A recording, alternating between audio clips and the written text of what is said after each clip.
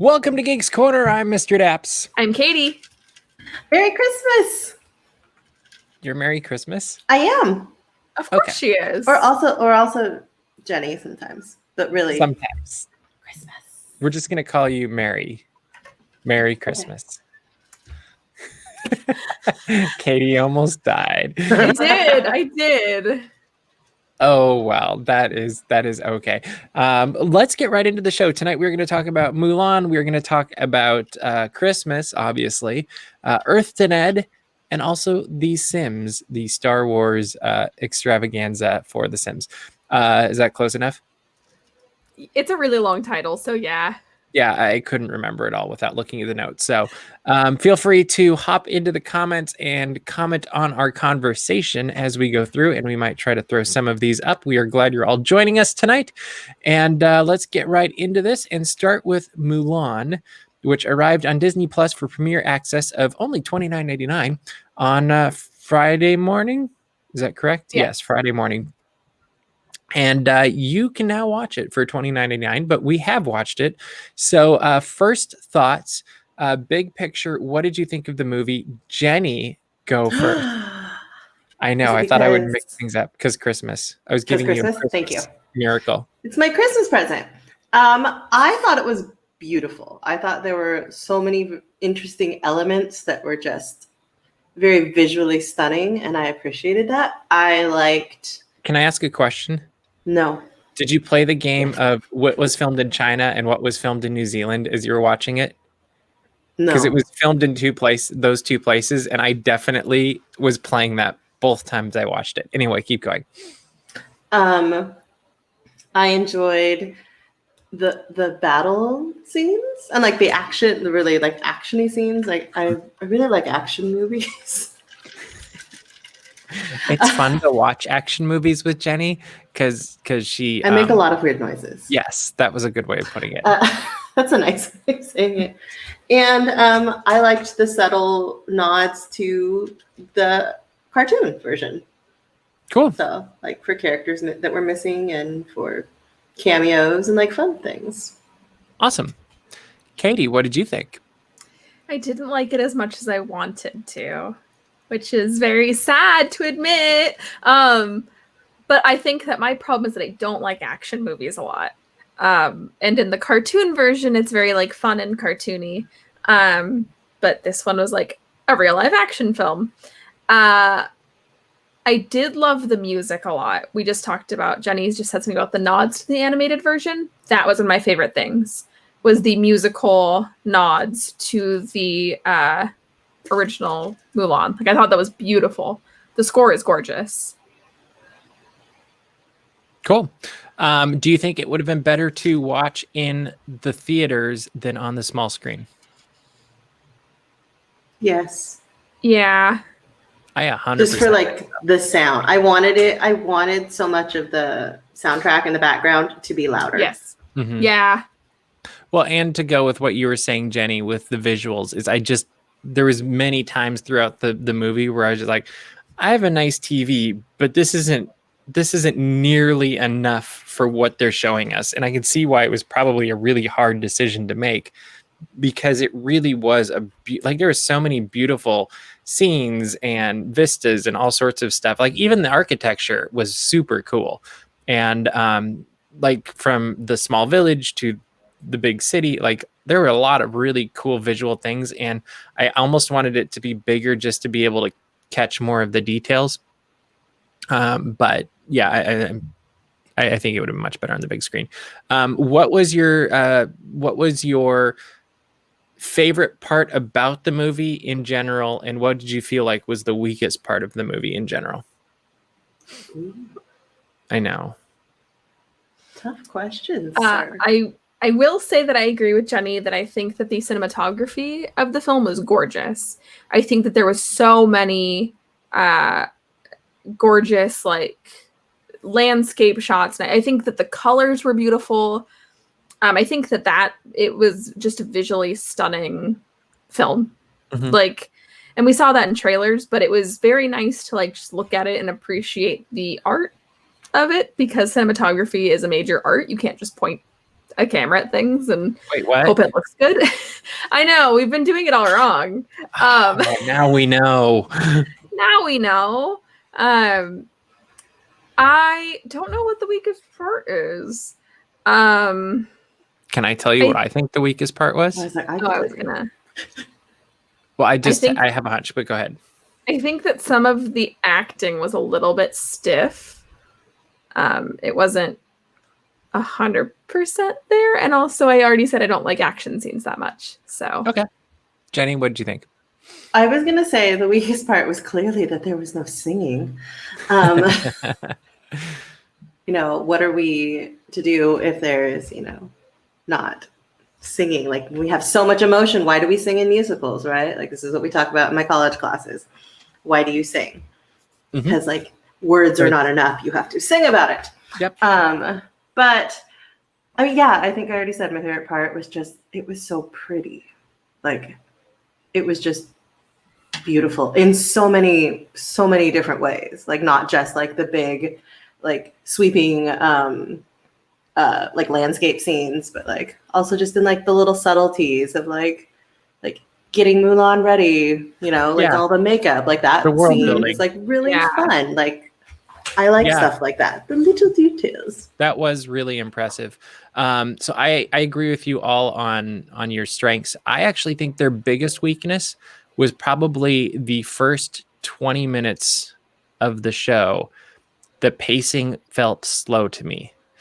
And I was trying to decide if that was a choice that was made because it was like, as the movie gets more as more develops in the movie, it seemed like it sped up progressively also, or if that was just that's just how this part of the story worked. And so I thought the beginning up until she goes off, I thought was kind of, I was like, it wasn't super slow pacing. It just felt like it was kind of like not quite there. And my ultimate complaint was the CGI chicken, because we know how much I love CGI effects. And I was like, I grew up raising chickens, and I have never seen a chicken be able to do anything remotely like that. So, and believe me, my brother and I tried. Anyway, maybe you didn't feed your chickens the correct things. Maybe not. Maybe that was it. I think Jenny hit on something with the music. That was different, obviously, with no music, no Mushu. And I actually kind of reconciled myself to the lack of the songs. They were telling a different story. Like, it's the same major plot points, but I was like, it wouldn't have felt nearly as actiony, I guess you could say, if they started singing and dancing around the battle scene. And I did find it funny they used a few of the phrases from the music. That's what I liked, though. They were like, how can we make this not sound sing-songy? But we're gonna nod it. Yeah. Like, what was the line from Be a Man that they snuck in? Oh, I'm not going to be able to think of it right now, but it's definitely. Yeah, but there was stuff from Girl Worth Fighting For. There was. Yeah, and I thought they did a nice job with the soundtrack, but I think the original soundtrack is miles stronger. Like, the score, part of it, you just can't beat Jerry Goldsmith. Like, he's one of the best, I think. And this one was fine. Like, there was nothing wrong with it, but I thought the original was better. Would you agree with that? Disagree? I agree. I mean, it's like you said, it's Jerry Goldsmith. It's really hard to beat that. To jump into a conversation that happened a minute ago, but I couldn't get a word in. Sure. I did not like when they took the lyrics and put them into lines. There was a couple, like the Girl Worth Fighting For scene. I thought that worked. Oh, but that was specifically the I'll make a man out of you scene. I felt like it was very much like trying to train himself to not say it in the song, and it just felt super awkward. Yeah, that one was funny. Was like, I'm trying not to sit, and so because he was trying not to sing, it sounded clunkier. But the Girl Worth Fighting For scene around the table splendid. I thought that worked perfectly. I was like, oh, this is super fun. But yeah, no, music. No, Yeah. I think completely agree. I like the ending better for this one too. Like I thought it was more fulfilling than the animated in some regards, mainly because it was Mulan standing alone as Mulan, and I thought that was a very strong position to put her in, and so I thought that was a good choice. But really, at the end of the day, this is a movie that's all about finding out who you are and then building on that. And we weren't the only ones to watch Mulan this weekend, though. And our good friend Ted, more formally known as Major Tedwardian Minor, literally was hitting me all week because he wanted to give his opinions musically, or his thoughts, I guess, musically, from what came out of Mulan. I don't know that he was successful, but we did need a musical number because Jenny would like a musical number in every show if at all possible. So I'm just going to get out of the way. And here's Ted. You know, it's tough to be a penguin. We can't fly, and I don't even know what kind of a penguin I am. Look at me. I will never pass as an emperor or an Delhi penguin. Can it be I'm not meant to play this part? Now I see that if I were truly to be myself, I still will not ever fly.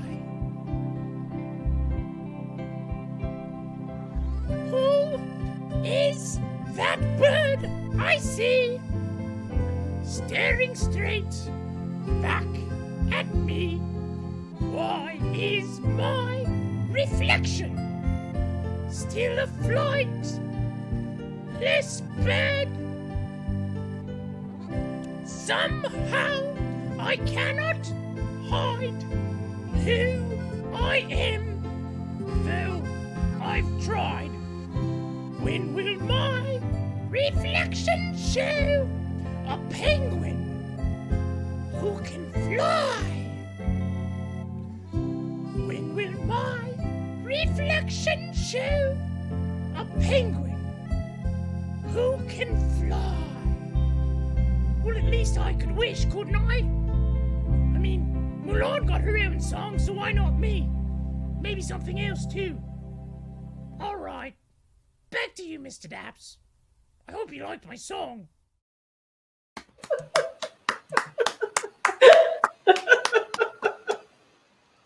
At least Jenny liked it.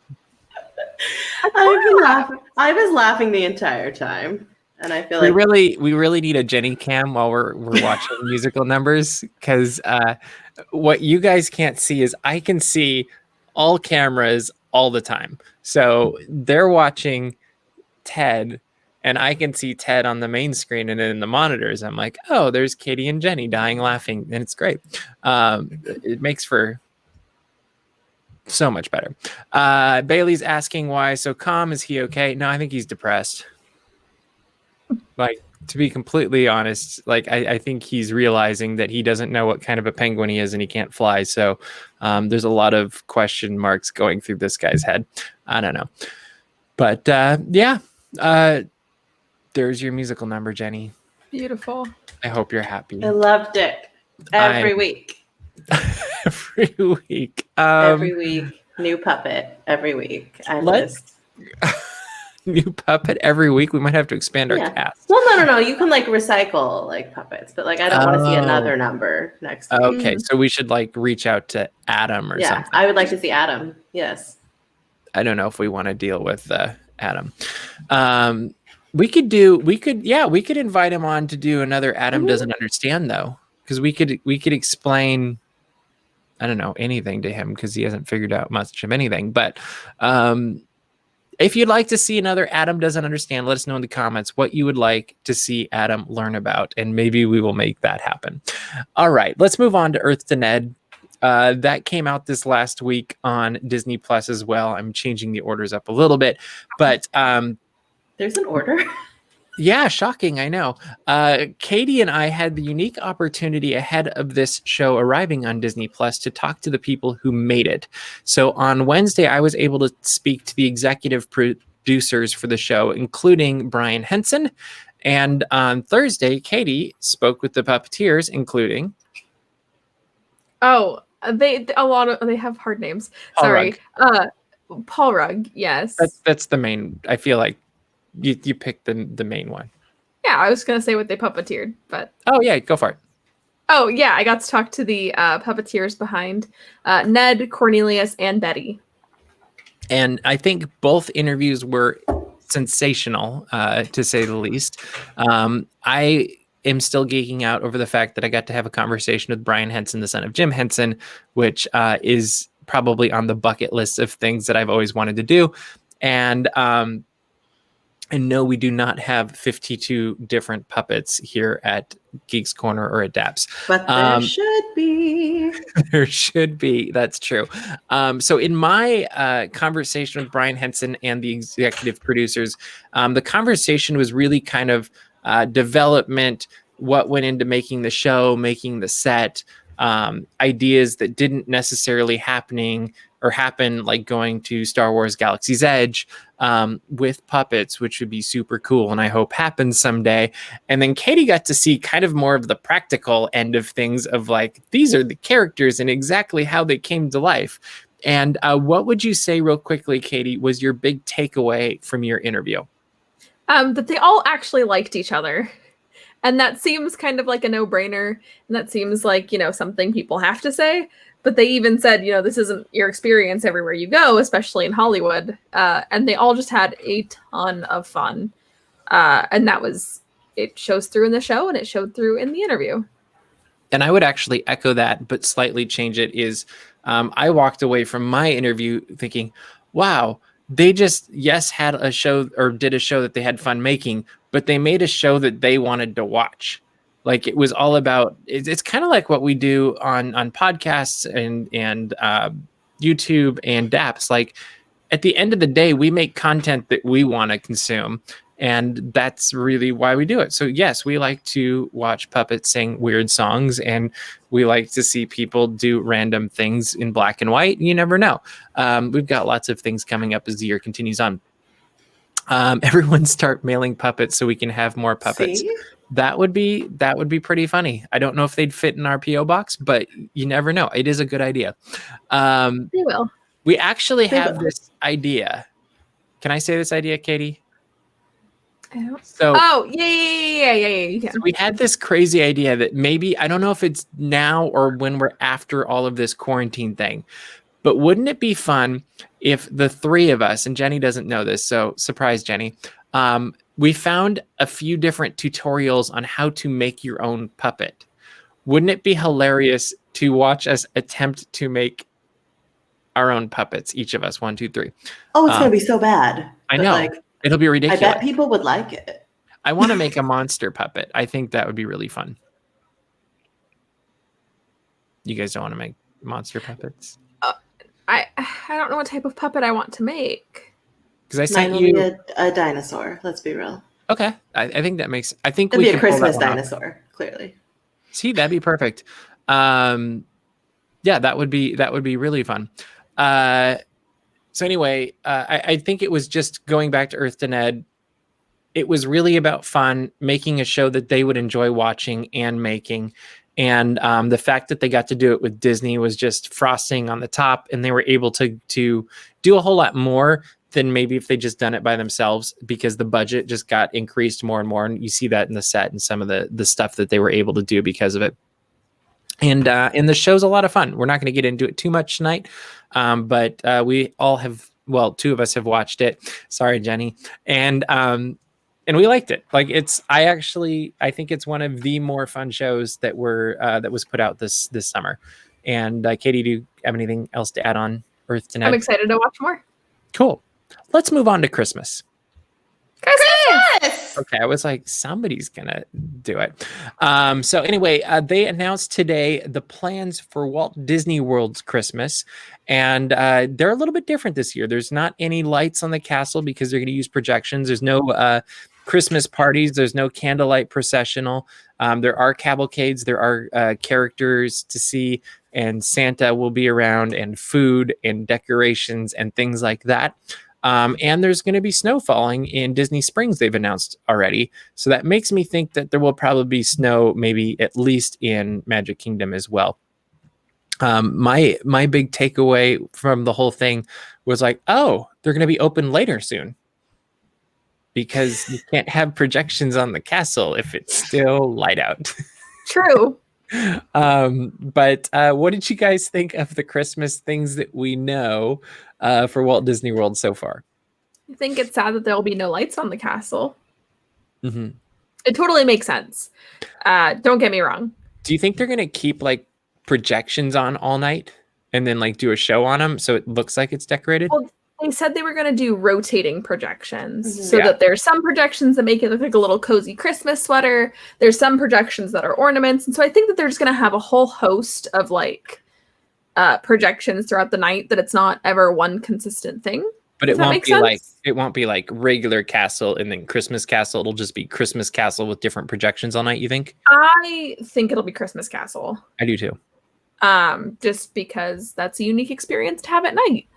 And if there's no lights, put a sweater on it. That's what I always say. I put a sweater on my tree. I did not Because include there this is no way, light. but And you there said are no sweater. lights. So You said sweater on the castle, and I immediately started thinking of when they made it into the giant cake thing. Um, I mean, So here's the also, thing. yeah. 25th, is that right? So yeah, that was the 25th. Next year is the 50th. Next year is my 25th. So we're gonna dress I- you up as a cake. I want a birthday cake castle. Can I have a birthday cake castle themed party next year? So I think Jenny and I could together create a birthday cake castle, and we'll make a video of us creating said castle. I It's just gonna think be so good. I think it works out really well that my 25th is Walt Disney World's 50th. I think that's perfect. So And we're hoping to So, go. do I have to call you Kitty Bear Castle Hair? Katie Yeah. Bear birthday cake castle bear. Birthday cake castle hair. What? The long hashtag. I'll work Yeah, on you it. know. We'll workshop it. Yeah, we'll figure it out. So was there anything in there that surprised you really of the announcements today? I'm excited that like not just regular characters will get to go in the cavalcades, because like it's like my dream to see like gingerbread marching down the street. Okay. I'm not gonna lie, I love gingerbread, and I think they're so cute, and I would be here for that. Just marching that cookies, right? Like occasionally twirling or something. And then I would need them. See, this is the problem with gingerbread is they tease you with it, but they have to have it accessible as well, as we know from Haunted Mansion Holiday. I was gonna say, hey, can I make a prediction? I don't think they'll have it at the end of Haunted Mansion this year. I think you're probably right. I don't think we're going to get a Haunted. I don't know if we're gonna get a holiday. Yeah. I don't I think don't- so either.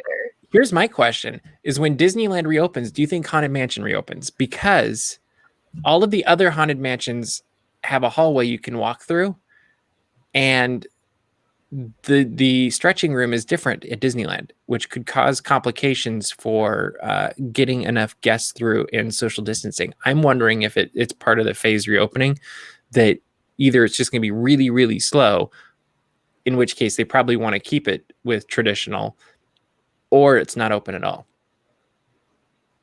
Yeah, I would think it would be part of a phased reopening. So yes, it's I'll open But or like No. not thinking open. how many groups you could put in there in each elevator. I didn't think about it until I was posting the Disneyland Paris article about what it looks like now from Desiree's pictures. And I saw what they did with their stretching room and the tape marks on the floor. And it's like, oh, that's not a lot of people. and I think it's the same size. So I don't know. It'll be interesting to see. What do you make predictions for Christmas at Disneyland now this year, with the assumption that maybe it will be open? I will go out on a limb, and I do think that Disneyland might be reopened around Christmas time.